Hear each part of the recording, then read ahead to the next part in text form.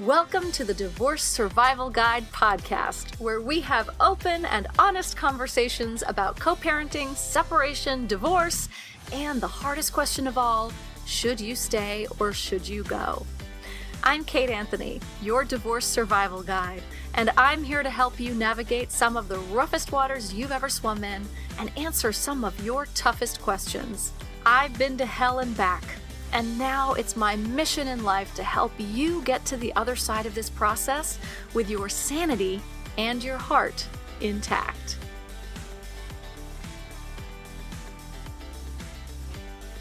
Hey everyone, welcome back. So I just have a couple of things I want to ask of you. One is, if you like any of these episodes that you hear and you want to share them with your friends, that would be amazing. If you like it, share it. And the other thing is, if you like it and you would leave me a review on Apple Podcasts in particular, I think is the most important one, but really anywhere else, that would also be amazing, mainly to counteract some of the negative reviews I get. Some people don't like the fact that I talk on my own podcast. I try not to read them, but if you would leave a review or at least just hit like 5 stars, that would really be awesome. Thank you. I love you. All right, we're going to get into today's episode. So as I said last week, we are starting off a month-long series on neurodivergence in relationships. And our first guest is none other than Dr. Amelia Kelley. You know, she's been on the podcast a few times. She has been on the podcast talking about what it's like to be a highly sensitive person. She has been on the podcast talking about her book about healing from gaslighting. And she has written a new book about women with ADHD called Powered by ADHD. And she's awesome, of course, as always. And she brings us some incredible, amazing wisdom about experiencing living with ADHD yourself or living with and raising a child with ADHD, both of which I have a lot of experience with. And you know what? We're just going to go right to it. So without further ado, here's my conversation with Dr. Amelia Kelley.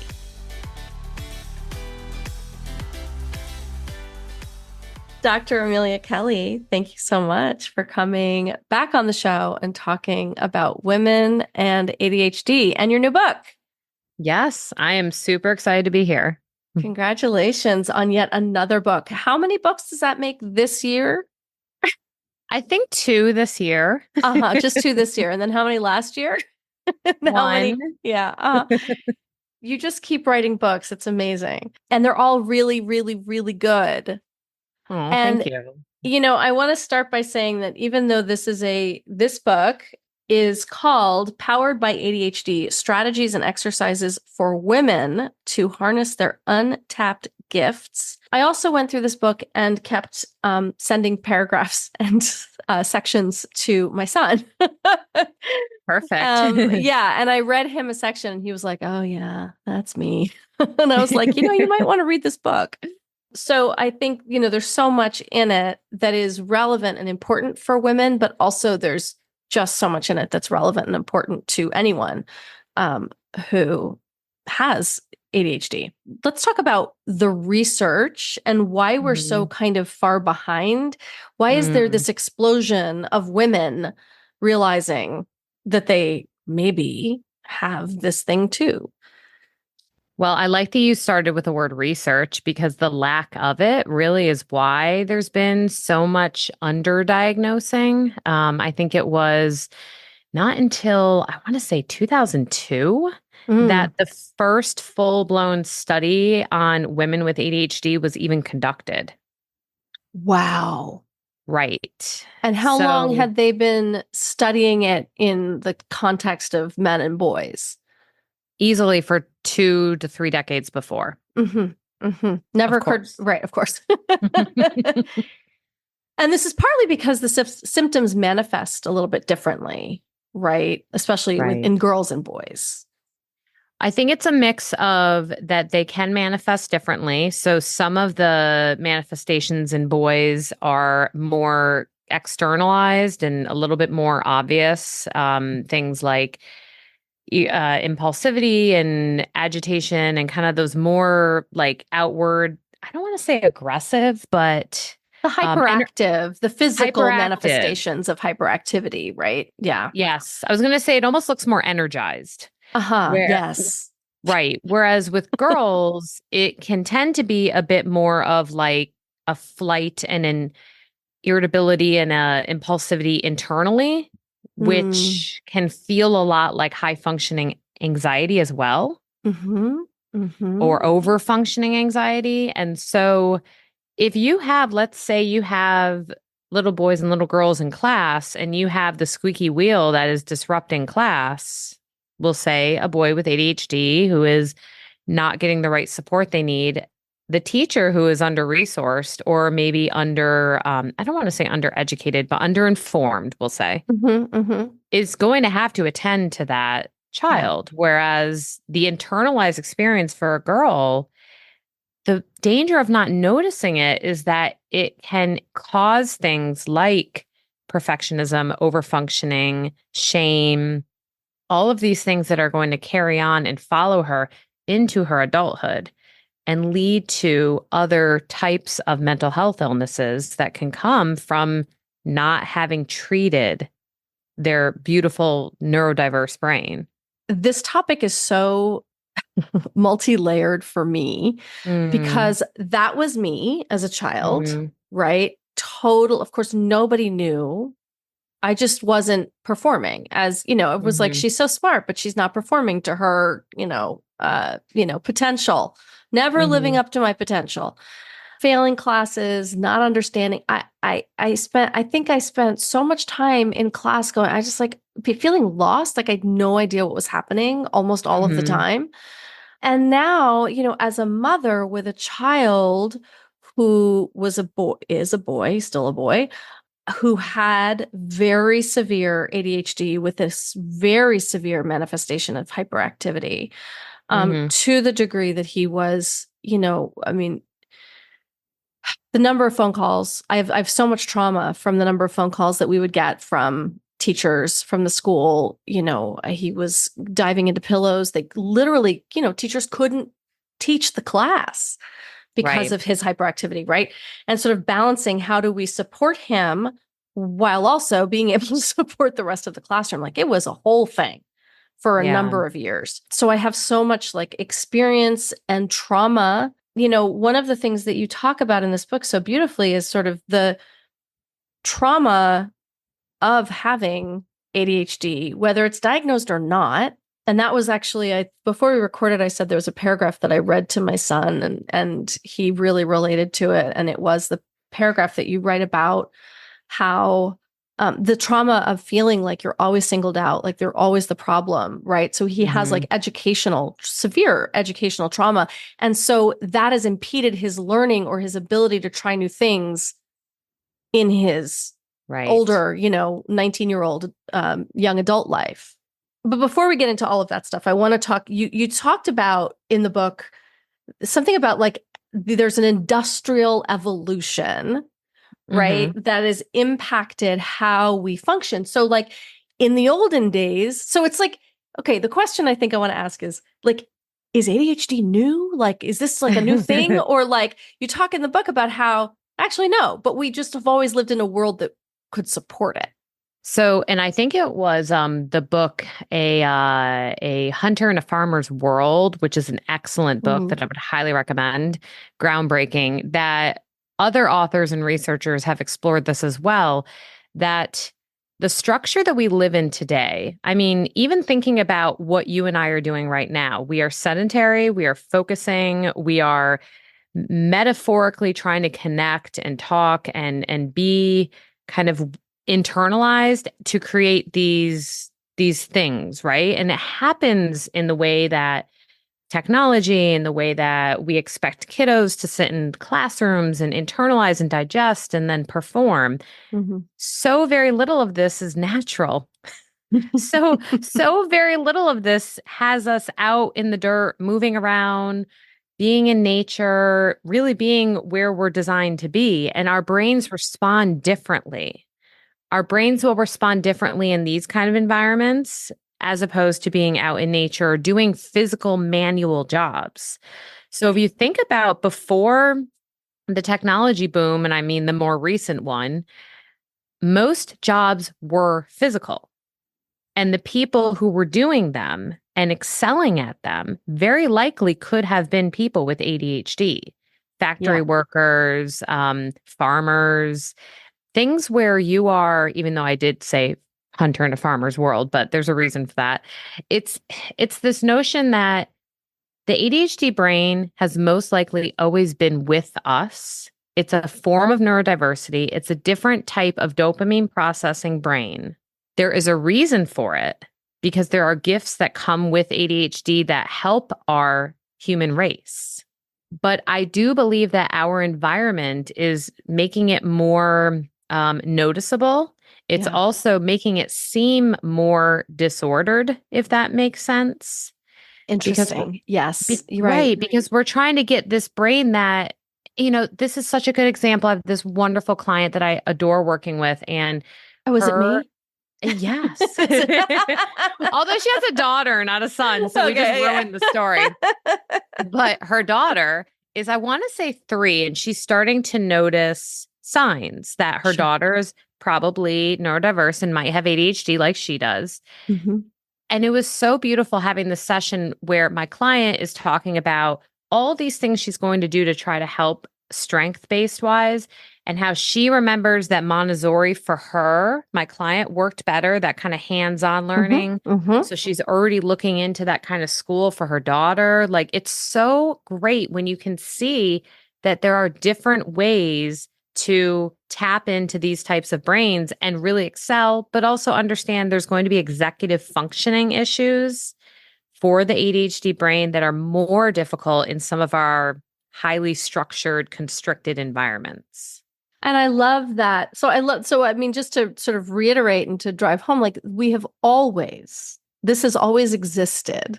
It was less noticeable because we were the creatives, or we were the ones who were like the hyperactive ones were out there doing and digging and doing, right? You were bringing home the hunt. Yes, right. There's even connections to sleep issues and this. Because if you think about the ADHD brain, a lot of people with ADHD struggle to sleep through the night and or struggle to stop their brain to fall asleep. Right. And that's because, as I mentioned in the book, biphasic sleep is more natural, meaning 2 shifts of sleep per day. Right. That's what they used to do. That's what they did in the olden days. They were like up at 2, 3 in the morning. Right. So and weird. It would make sense for our survival that we have this subset of brains that are willing to be up watching. I mean, we can go as far back to say the cave to make sure everyone's okay. Someone's tending the fire and on lookout, right? There are people whose job. Yeah. I mean, I'm not one of those people. I'll be the first one up. I'm a total morning person. I'm the first one up, like making coffee for everybody. The morning is my time. I love to be in bed by 8:30. It brings me great joy, right? I mean, it makes sense that we have, just from an evolutionary standpoint, that we have people who like to go to bed early and people who like to go to bed really late, because then we can, split shifts, right? I am East Coast, and I think you and I go to bed at the same time. Yeah. I'll text you. Good night, Amelia. I want to talk a little bit about ADHD and trauma, because one of the things that I feel often is like, which came first? Do I have trauma because of my ADHD? Yes, actually, it's not which came first, but yes, I do. I have a lot of trauma because of my ADHD, because of being somebody who can't quite function in the world as it was presented and created for me. And or do I have CPTSD from all of the shit that I went through in my life as a child, which has then altered my brain into this sort of quite kind of non-functioning machine that manifests as ADHD? Ooh, okay. I love this question. Okay, but you know what? We're going to answer it on the other side of a break. That was a teaser. We are going to be right back, and Dr. Amelia Kelley is going to answer this question for us. Okay, so before the break, I was asking about, do I have trauma or do I have ADHD? Did my ADHD cause the trauma? Did my trauma cause ADHD-like symptoms? And your answer to that, Dr. Amelia Kelley. So, as I was saying, I love this question. And one of the reasons is because understanding this increases self compassion, which is so important for working through things like failure schema and rejection sensitivity, which are very present in ADHD. Yeah. So, think of it this way: the ADHD brain it's biological, it's neurobiological. It's not something that necessarily you catch or you create. So yes, certain environments will make us feel more inattentive, and certain levels of stress can make everyone be negatively impacted as far as their executive function goes. But with the ADHD brain, you're already coming into life with a certain predisposed makeup as far as the way that you process dopamine and the way that your networks are able to focus. So what we do here, though, is if we take that brain, which as we know from epigenetics, if you have the genetic markers for something, a certain environmental factor can turn them on or off. If you take the ADHD brain that is predisposed to inattention and these different issues, and you put it in a stressful environment, it can certainly make these markers absolutely click on, but it can also make them more present and more difficult to manage. And why this is important to distinguish this. If you, with an ADHD brain, learn the particular ways to create structure, safety, consistency, and tap into things to help you use your gifts like hyperfocus and creativity in a way that makes you feel good about yourself, you will receive reward that will make it more likely that you can perform and excel and function. So it doesn't necessarily get rid of ADHD, but some of the ways that ADHD can make your life feel more difficult or become more difficult become less present, if that makes sense. So if, say, for instance, time management is something that you really struggle with as someone with ADHD, but you've had enough support in your past to have a positive internal narrative about your ability to learn new things, you might be more likely to try out new programs or calendars or projects or things that might help you organize your time. So you will then keep trying. It's almost like you have more willingness to go to the plate and crack that bat and go for a new coping skill. Sure. So when you remove that rejection sensitivity and you make it more likely that you lead with confidence, eventually people end up with these really cool coping skills that I don't want to say mask ADHD, but help them become manageable and not as problematic for your life. You're kind of mitigating the trauma of having ADHD in that regard. So like, I'm just thinking, for me, how do I know? And I don't know if this, maybe we're going off topic, obviously. And maybe this is for that tracks. A therapy session. Listen. But it's like, I always assume I have ADHD, right? I assume I have ADHD. But maybe I just have a lot of trauma from childhood, which I do. How do I know if it's ADHD or trauma, or does it matter? Oh, I like that. Because is the solution the same? Or the treatment or whatever.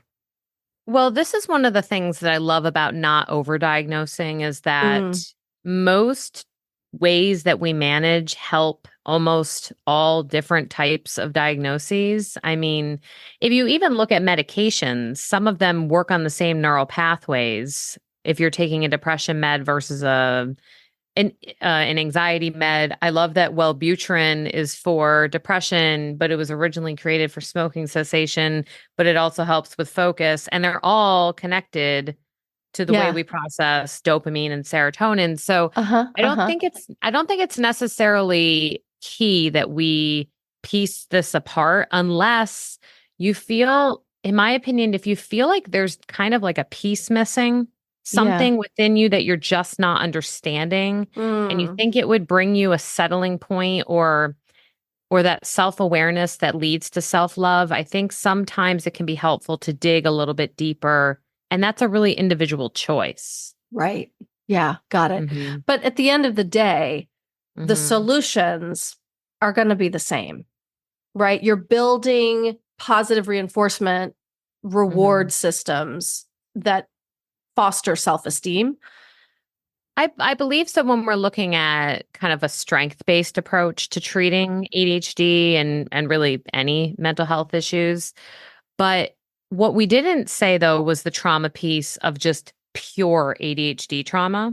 And sometimes it's also called the ADHD tax, which is a symbol for the ways that ADHD can impact your life, even fiscally, legally. I mean, people with ADHD tend to get more speeding tickets. People with ADHD tend to have worse credit. So there's these, I know these are very financial examples, but there's these ways that it can really negatively impact your life. And it really does become like paying a tax for your diagnosis. Yes, absolutely. Yep. And one other thing too, we were talking about you as a child, your son as a child. There's research out there that suggests that children with ADHD receive up to 10,000 more redirections in their life by the age of 12. And I had mentioned that in the book. What That's a the paragraph. wild. Yes, That's the yes. paragraph I read to Emmett.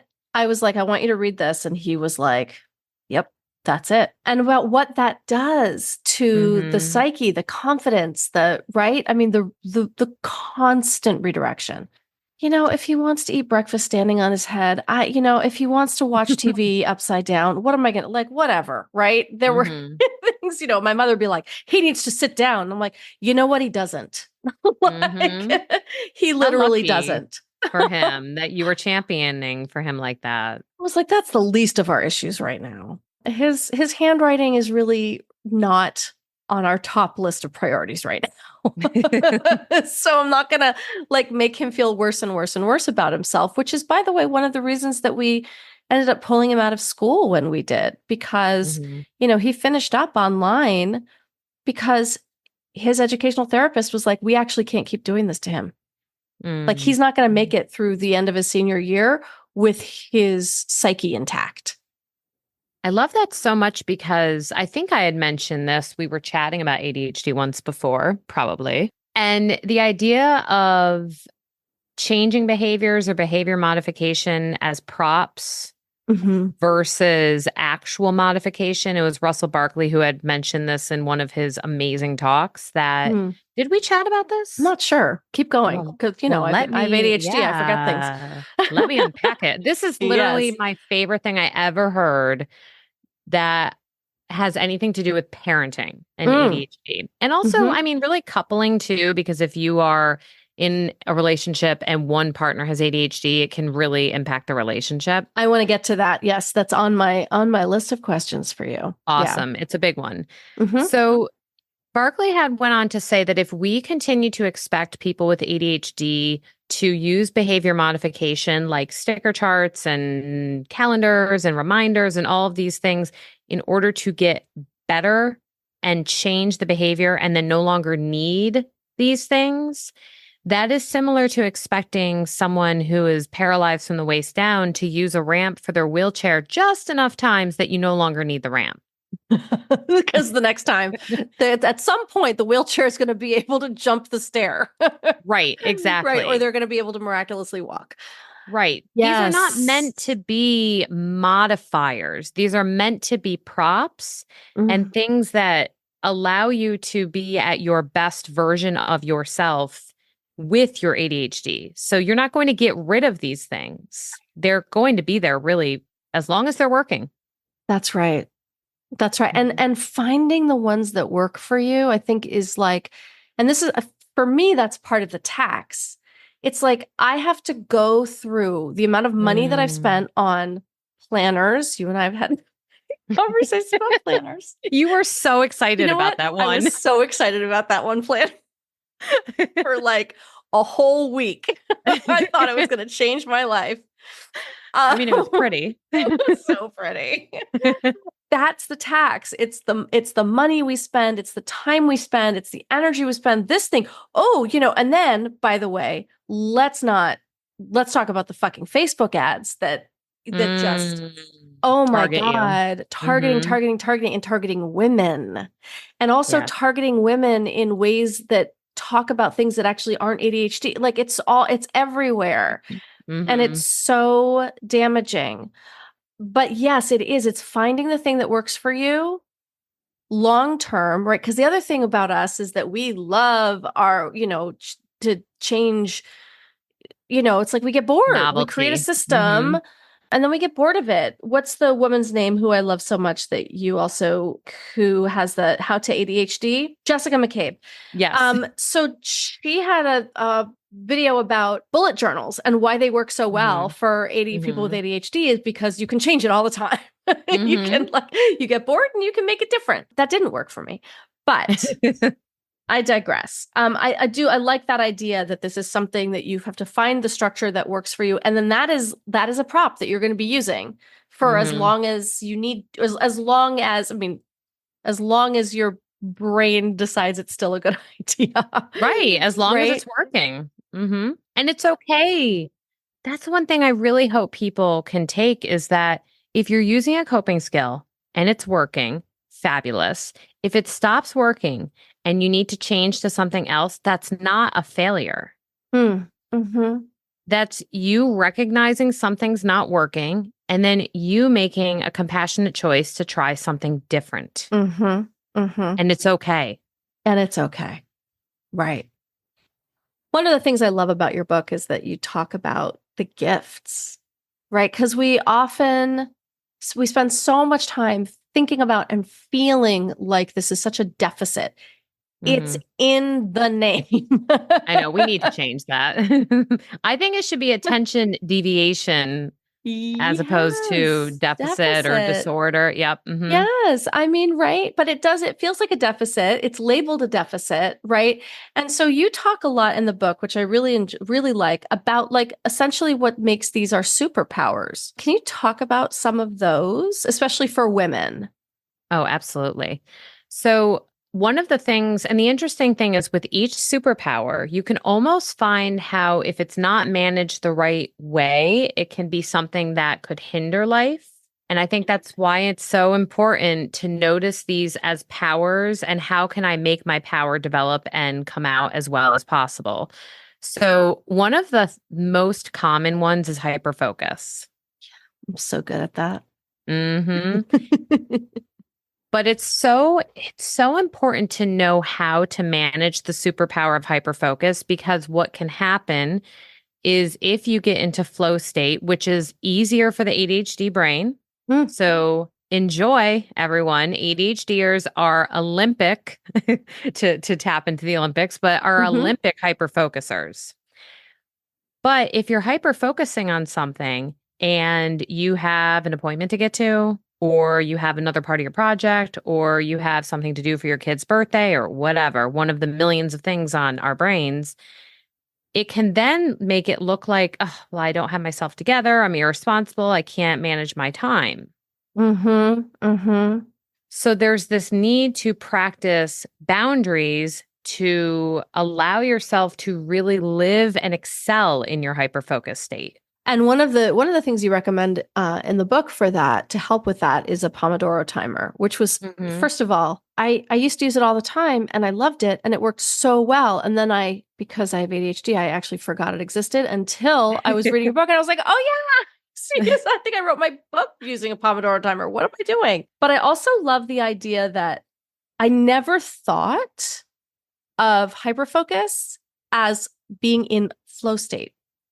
And just the way that you put that, I was like, oh, It's as opposed to it being like I've lost time or, it's like, oh, I'm actually in flow. That's exactly what it is. And the interesting thing is it's also a precursor to procrastination. I want you to say more about that. We're going to take a quick break because I don't know about y'all, but I need to hear about procrastination. But we will be right back and we'll talk about that on the other side of the break.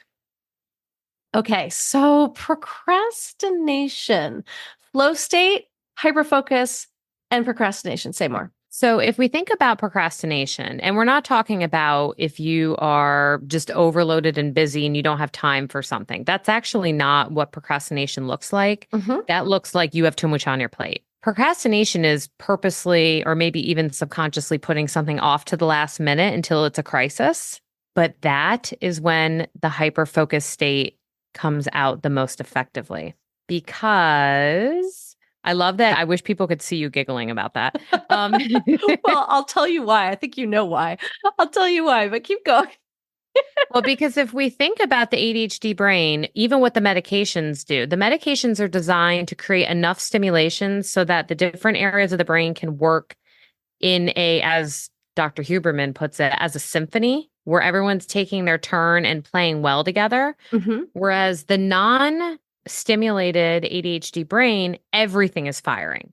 It's all going, like all the instruments are going at once and there's really no organization. Yeah. So when you add stimulation to the ADHD brain, it helps, the string section take a break while the flute section is playing, or, there's more of this shared cooperation. So if we think about procrastination, when you have 3 weeks to do something, there's no urgency, there's not pressure, and without the pressure, there's not enough stimulation. And so when you leave things to the last minute, you're given that proper pressure or stimulation. So then how many ADHDers say, well, geez, just give me the time and I can knock it out, and it ends up being amazing. Right. Yes. But it also causes a lot of stress. Yes. And if you're in partnership or if other people are relying on you, it can also cause interpersonal stress. Yes. So I just want to pull back the curtain here a little bit. I think this is the third time Amelia and I have scheduled this call because I had not read her book. And so ask me when I read your book, Amelia. I'm going to imagine this morning. Well, it was yesterday. Oh, okay. And we had this conversation. We were laughing because I was like, I haven't read your book. I can't interview you without reading your book. We were laughing because we were like, well, this will obviously be part of the conversation. Absolutely. Because it is exactly right. And so my thing too is it's not just I'm putting it off because I want that stimulation of the pressure, which I'm very good under pressure as but also because I know what the hyperfocus is going to take of me. Mm-hmm. Like reading books is really hard for me. Reading a book is hard work for me. It's labor. Mm-hmm. The number of books, and when we're talking and you're like, oh, this book and that book and did it. And I'm like, how do people do that? I don't understand how people just read all these books all the time, because it takes a lot for me to read a book. And so I will put that off because it's like, oh my God, it's so much energy. It's so much energy. And then by the way, it's never as much energy as I think it's going to be. And I'm always like, oh, this is fascinating. But so that's part of the procrastination for me too. The momentous amount of energy that it takes to do something. I want to talk about relationships. Obviously, this is the Divorce Survival Guide podcast. And a lot of people are dealing with neurodiversity in their relationships, whether they are neurodiverse, whether their partner is. And very often, we have another episode on this, a lot of men will use it as an excuse, like, oh, I have ADHD, so I guess I can't participate in any household labor, or I can't, pay any bills, or I can't, whatever. How does a healthy relationship, because it's real, right? It's real. It's not a nice excuse or whatever. This is actually a real thing that can have some serious impacts in a relationship. So how does a healthy relationship work to accommodate someone else's needs like this? So when we think about ADHD in a relationship, I would recommend that people consider the fact that if one of you in the relationship have ADHD, in a way, both of you end up having ADHD. Mm. And I don't mean literally, but what I mean is it becomes a component within the system, similar to, any other diagnosis, disorder, and even our wins. Our wins become these shared experiences. Mm. And so let's say a couple where one has ADHD and one does not.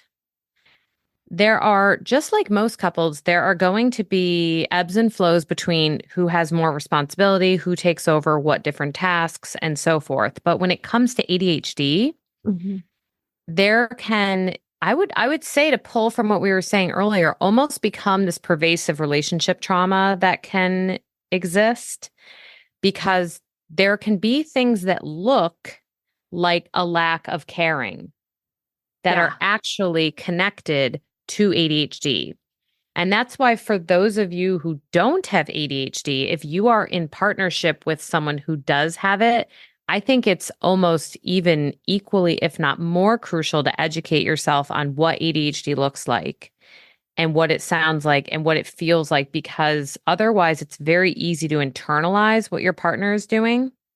And that can cause so much resentment and unhelpful conflict. And I say unhelpful because have conflict, have the conversations, say to, partner A is the one without ADHD, partner B has ADHD, and partner A says, these aspects of your unique brain are making my life really difficult. Yeah. It's okay to talk with your partner and bring these, you should actually bring these things up. Sure. Because that way, as a team, you can try to come up with systems that work. I can speak directly and unveil the curtain on myself. Yeah, I was going to say. Yep. You know a little bit about this, Amelia. Yes, I do. So while I would say I have a little spice or flavor of ADHD in my brain, I would say that my husband is the full casserole. So the full Monty. The full Monty. While it took a while to understand the things I'm saying now, like not to take it personally if he doesn't remember something I ask him to do. It's not a sign that he doesn't care, but it is connected to ADHD. I also need to know, as the non-ADHD or lesser ADHD partner, that you're going to work with me, that we're going to work together on systems that work for us as a couple. So that does look like specific things that have made our life easier as a couple. I take on the things I'm good at, and I let go of resentment for taking those things on, while I encourage him to do the things he's good at. And I cannot impress upon how important this is. I mean, a very good example, he is terrible at planning ahead of time for things. Sure. Right. However, he is excellent at diving down the rabbit hole when it is time to plan and researching every nook and cranny of where we're going to go on vacation, for example. Right. So you'll plan the vacation and then you'll say, this is where we're going. And then he'll take it from there.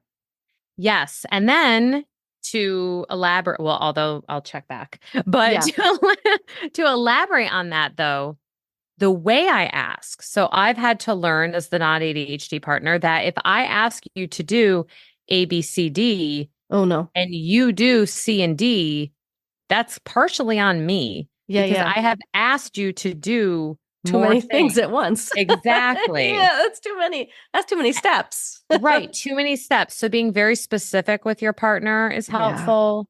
And earlier I was talking about props. I understand that if he has not used his calendar and doesn't have something in a calendar, I am going to let go of it. If he forgets something, I'm going to understand his prop was not in place. But I will say, frustration wise, I think the majority of our arguments are him not using his props. So, Right. So this is the balance, right? It's like it's not mhm, my fucking job to mhm, manage your props. Like we don't get to say, and this is a conversation I have with my son all the time. We don't get to say, "Oh, I forgot," or "Oh, it's because I have ADHD."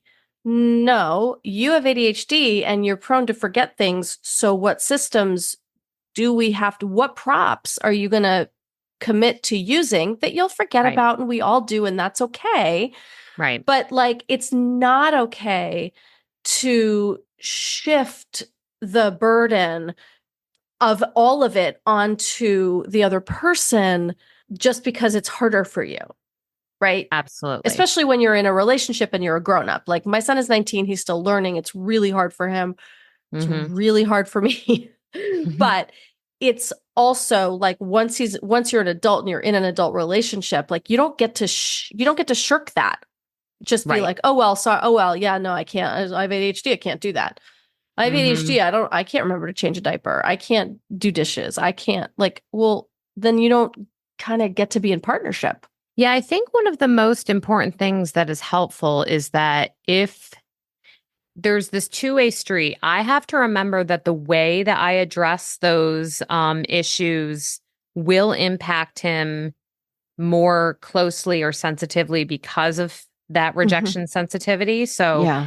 as the non ADHD partner, I am trying to constantly be mindful not to sound critical and to be very specific about what I want and need. But then likewise, it's funny, I was just talking with a client about this earlier. Like, what's the difference between making an excuse versus giving a reason? And we decided in Okay. session. Yes. So The this is official. this is The the official. official difference, everyone. Um, is that when it's a reason, you're explaining something so that the other person understands, but then you're still willing to seek a solution. Like you're still staying Yes. open. Whereas if it's just an excuse, you're just giving your side and you're not open to their side. Yes. Well, yes. And yes, when you're giving a reason, you're explaining it so that then maybe you can come up with solution together because you're Right. explaining where the deficit or the breakdown happened. When it's Hmm. an excuse, it's just, well, I can't. And then there's no Right. responsibility for solution at Yes. all. And yes. And if we apply that to ADHD, if someone says, I can't do the diaper, I can't remember to do the diaper because I have ADHD, versus what has now happened with me and my husband is if I say you forgot to put he always forgets to put the trash can out front the night before it's like Uh-huh. trash day. Yep, And yep, yep. I'm not trying to be gendered here saying he has to do it, but whatever. He has taken on that responsibility, so I'm happy to give it to him. Absolutely. And here's the thing, if I say, "Oh man, you forgot to do it again," he'll say, "Oh, let me make sure I have that on my calendar." Like he's acknowledging it's ADHD, like he's blatantly saying, "Yeah, I forgot." And I Hmm. forgot because, it's not on Hmm. there. But Hmm. then he's also thinking in a solution-oriented space. I think that's really important when thinking about how to function in a not so stressful way with ADHD in a romantic relationship. Yes. So, so, so important. So important. There's so much more I want to talk to you about, but I just want people to buy this book. We're not giving away any more secrets. We're not going to give away any more secrets, but I will say that, my another question I was going to ask you about is about ADHD, the correlation between ADHD and attachment, which you cover in the Mm. book. And I think it's really, you want to give a little spice, give a little teaser on that, and then Well, we'll make people buy sure. it. Yeah.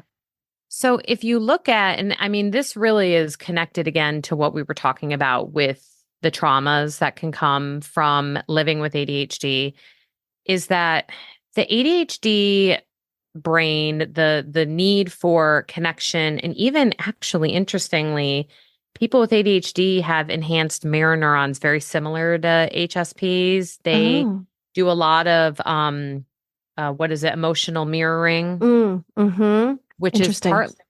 which is partly what makes them exceptionally interesting in the dating world and highly attractive in a lot of social settings. Yes. Yeah. Yes. Right. Yeah. I think you write about that in the book too. Yeah. With Hmm. dating. Mm-hmm. Right. Mm-hmm. And so if we look at the fact that and I had mentioned it a couple times, the rejection sensitivity, essentially what that is you're kind of preemptively expecting for someone to reject you or walk away or abandon or put you down or criticize before it even happens. Mm-hmm. And it's so strong that it can prevent you from trying things. It can prevent you from, taking those healthy risks. And so what this can end up looking a lot like is very similar to more of an insecure attachment pattern. And so if we look at, case in point, I was giving the example of my client and her young daughter, where she's not being looked at as a problem. She's being looked at as this beautiful brain that needs a unique environment. So if you're given these types of supports early on, you're more likely to continue to ask for what you need. And asking for what you need is a huge marker of secure attachment.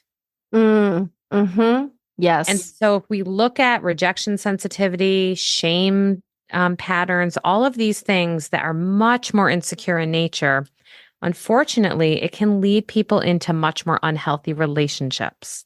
Yes. And that's why, case in point, it is so important for us to just change the way we look at the ADHD brain, change the way that we look at how we support and how we parent and how we couple in partnership with these people, and look at the things we can appreciate versus just trying to change or fix.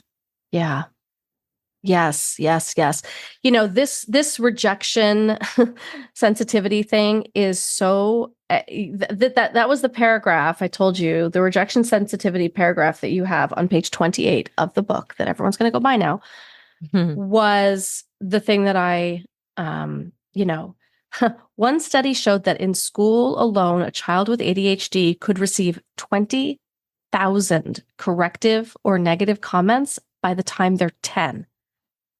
I mean, how can we possibly be secure in our attachments or in our anything that we do? How can we feel confident when that's the case? And it was such a game changer for me to read that and to show it to Emmett and also to my ex-husband, because all three of us were like, yep, that's it. Check. So check. So everybody, Powered by ADHD, Strategies and Exercises. And it's a book of strategies and exercises, because most of Amelia's books are so accessible and easy to read, also while being incredibly informative. Exercises and checklists and things that you can fill out for yourself. So strategies and exercises for women to harness their untapped gifts. And where can everyone find the book and you? Well, anywhere books are sold, you can find the book, and then you can find me at ameliakelley.com, and that's Kelly with an EY. Or I would say I'm probably most active on Instagram out of all the different platforms. So that's at Dr. Amelia Kelley. And excitingly, I just have to share that starting this fall, I'm actually going to be offering an national, anyone can access a Powered by ADHD women's support group.